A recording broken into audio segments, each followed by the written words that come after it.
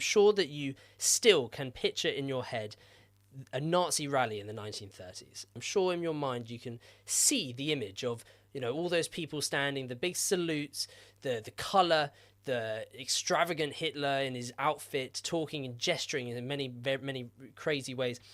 And I imagine that for many of you, similar to myself, and I don't know for you, Zach, you might have thought to yourself during that time, how did this happen? How could people look at these huge crowds that are gathering? How do they all believe this? It doesn't make sense. And you see how much people are getting into this movement. And you have to wonder in that moment, maybe they're onto something. They would turn up a bit skeptical, being like, okay, I've heard a lot about this guy. I've seen a lot about this guy. But to be honest with you, I bet, I don't know, a lot of it just seems a bit strange. Overhyped. And then what happens is Hitler leaves the crowd waiting. This is a very common tactic for Hitler. His speeches, he would always wait 20 minutes, 40 minutes, over an hour, sometimes an hour and a half. They would stand waiting for this guy to stand forward and give the speech. So the anticipation builds, and eventually he comes out, and everyone, there's moments like, oh, I can see him, he's coming over to the stage. And he gets out there and he starts talking slow and he starts building. And apparently by the end of these big speeches, he is drained with sweat. He apparently has to sit in a dark room and just sleep until he gets up the next day to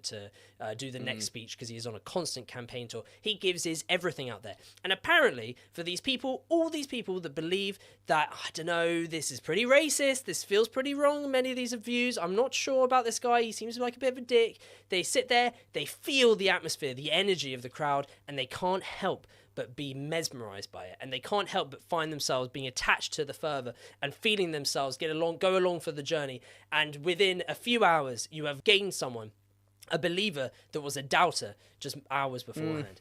And Hitler is a genius in the sense that he is able to manipulate this resentment and anger, and he's able to push it forward in whatever he could have fucking hated the Brits rather than the Jews. He might have gone, you know what, it's not the Jews, it's the Brits. And this crowd, under these conditions, would have lapped it up, because he was a master at manipulation and a master of persuasion.